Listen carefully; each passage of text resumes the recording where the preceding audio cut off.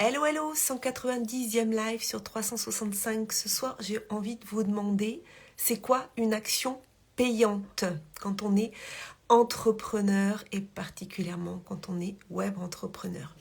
J'ai envie de vous parler de ça parce que c'est une discussion qu'on a eue dans le Mastermind l'Odyssée avec Cécile Tardy dans notre séance de vendredi et ça pose question et j'ai envie de te poser aussi la question, peut-être que ça pourra t'aider.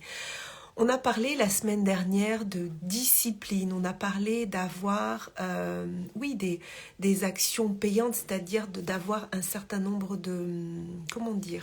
se rendre compte de ce qu'on fait, se rendre compte du temps qu'on passe sur chaque chose qu'on fait et de voir si c'est vraiment payant pour notre activité.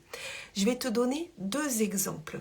Une personne du groupe a partagé que suite à une conférence que la personne avait vendue, elle avait fourni un document, un e-book, un PDF qui reprenait les grandes lignes en fait de la conférence, qu'elle avait passé beaucoup de temps en fait sur la mise en page en fait de ce document. Et la question c'était, est-ce que ça c'est une action payante en sachant que la conférence avait déjà eu lieu, que la conférence avait déjà été vendue.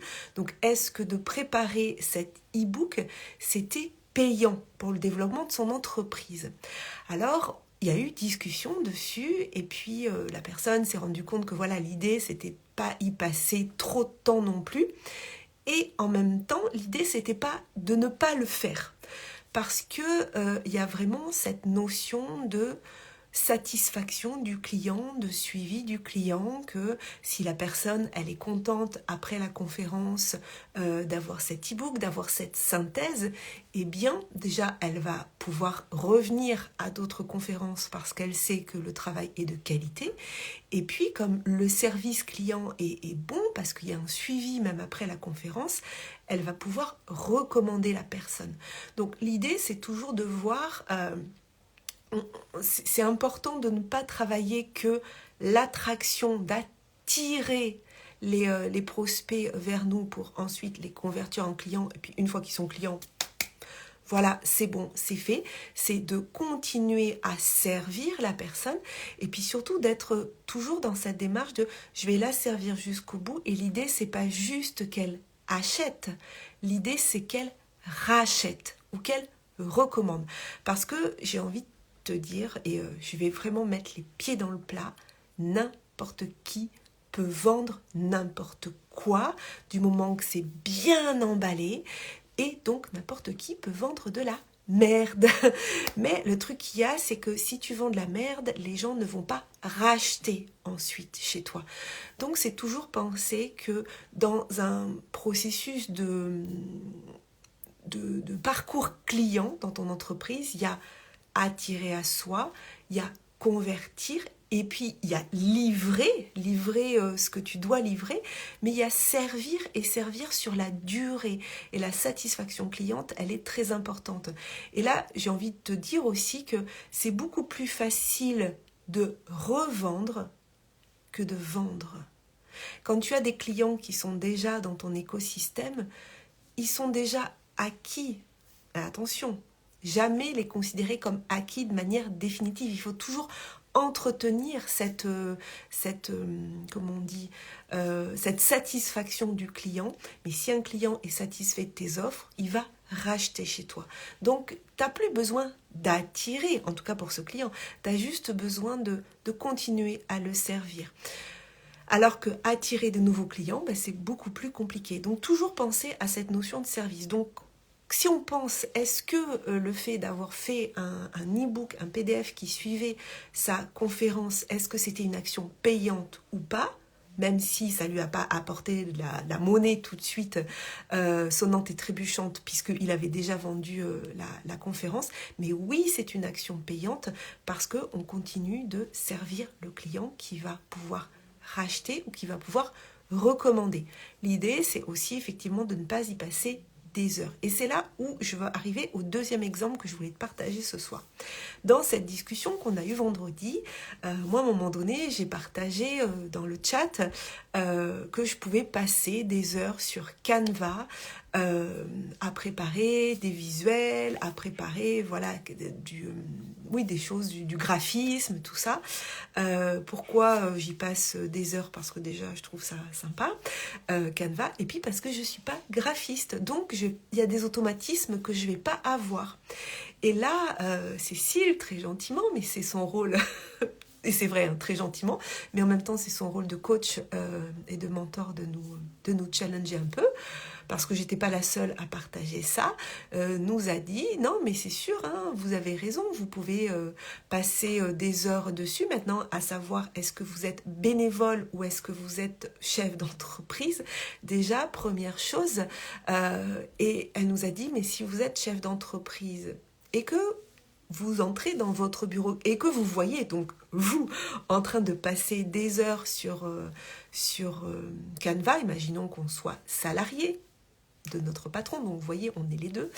Qu'est-ce qu'on lui dirait à ce salarié qui passe des heures sur Canva? On lui dirait, il va falloir que tu t'actives un peu, parce que là, tu passes trop de temps sur ça. Et le patron, il paye son employé, donc il ne veut pas le payer à passer autant de temps sur une tâche. Donc là, l'idée, c'est de se dire, ok, on n'est pas bénévole, on est chef d'entreprise, et si on se comporte vraiment comme chef d'entreprise par rapport à nous en train d'être sur Canva, en train de préparer des publications, on va se faire c'est bon. Je vais pouvoir finir, il me reste 20% de batterie. Donc ça, déjà, cette chose. Et puis ensuite, ce qu'elle nous a dit, et là, c'est vraiment intéressant, et j'ai envie de te le partager, c'est que si on passe autant de temps sur Canva, si on est passionné par le graphisme et tout ça, mais alors pourquoi ne pas se reconvertir pour devenir graphiste? Donc c'est ce qu'elle nous a dit. Elle dit, mais dans ce cas-là, si vous vous éclatez autant, peut-être c'est une reconversion à envisager. Donc ça pique un peu. Et là, effectivement, on se pose la question, ok, quand on est en train de faire un graphisme, qu'est-ce qu'on veut? On veut qu'il soit fait rapidement parce que on va pas y passer 3 jours, et puis que ça soit hyper parfait ou que ce soit à moitié parfait. Est-ce que ça va amener plus ou moins de clients? Des fois on ne sait pas, parce que des fois on peut avoir passé beaucoup de temps, mais c'est pas ça qui va ramener plus de clients. Et donc la question, encore une fois, c'est est-ce que c'est plus intéressant de le faire nous-mêmes, mais dans ce cas-là, il faut quand même être assez efficace et le faire assez rapidement, ou se pose la question de la délégation. Et là, bien sûr, il va falloir payer la personne, mais la personne, c'est son métier et elle ne va pas y passer 3 jours. Donc, c'est toujours cette notion de se dire, ok, dans ce que je fais, est-ce que c'est une action payante? Et des fois, est-ce qu'il vaut mieux le faire soi-même ou est-ce qu'il vaut mieux le donner à faire à quelqu'un? Et là, se pose 2 choses, c'est que, oui, effectivement, quand on le fait faire à quelqu'un, oui, ça va nous coûter de l'argent, mais pendant qu'on le fait soi-même, en général, comme on n'est pas spécialiste, et moi j'ai vu ça aussi pour les montages vidéo, moi j'adore faire des montages vidéo, le problème c'est que j'adore, mais que je ne suis pas experte non plus, donc je vais y passer beaucoup de temps, parce que je trouve ça sympa, et puis qu'en plus j'ai pas tous les automatismes, donc c'est comme sur Canva, donc je vais passer beaucoup de temps. Donc tout ce temps-là que je passe, c'est du temps où je ne suis pas en train de travailler sur mon entreprise, donc je suis en train de travailler dans mon entreprise, et si je suis en train de travailler dans mon entreprise et pas sur mon entreprise, je suis pas en train de chercher des nouveaux clients, je suis pas en train de connecter avec des nouveaux prospects, je suis pas en train d'échanger, de créer du relationnel pour avoir de nouveaux clients. Donc il vaut mieux des fois déléguer pour avoir du temps pour travailler sur son entreprise. Et ensuite, il faut accepter aussi que des fois, en déléguant, ça ne sera pas toujours exactement comme on aurait voulu que ce soit. Ça ne sera pas toujours parfait comme nous, on aurait imaginé. Mais le truc qu'il y a, c'est que, ok, ça ne sera pas parfait, mais ça sera fait. Et ça sera fait dans un temps plus court. Pendant ce temps, nous, on peut aller faire autre chose pour amener réellement des sous dans l'entreprise et avoir une action payante. Voilà. Donc, je te pose la question, est-ce que toi aussi, des fois, tu te rends compte qu'il y a des choses que tu fais et c'est pas payant pour ton entreprise, que peut-être il vaudrait mieux soit que tu le fasses plus rapidement, soit que tu le délègues. Voilà ce que je voulais te partager ce soir. Tu peux me mettre en commentaire si tu te sens concerné, si ces questionnements t'aident, puis si tu penses que ça peut vraiment aider les gens qui te suivent, je t'invite à partager ce live ou à l'envoyer à des entrepreneurs peut-être où tu penses que ça serait intéressant qu'ils entendent ce message. Sur ce, je voulais te souhaiter une très très belle soirée. J'espère que tu as passé un magnifique week-end, un magnifique dimanche. Juste un petit message dans le challenge visibilité augmentée, juste avec ton smartphone, il y a déjà 54 inscrits. On commence lundi, pas demain, mais lundi de la semaine prochaine, donc il reste encore une semaine, mais le groupe Facebook est déjà ouvert, ça va commencer, l'ambiance va commencer à monter, on a déjà commencé à faire des partages de stories, et puis demain en plus, je vais proposer à tous les membres du challenge un petit concours pour déjà booster nos visibilités respectives et puis aussi pour gagner une séance privée avec moi.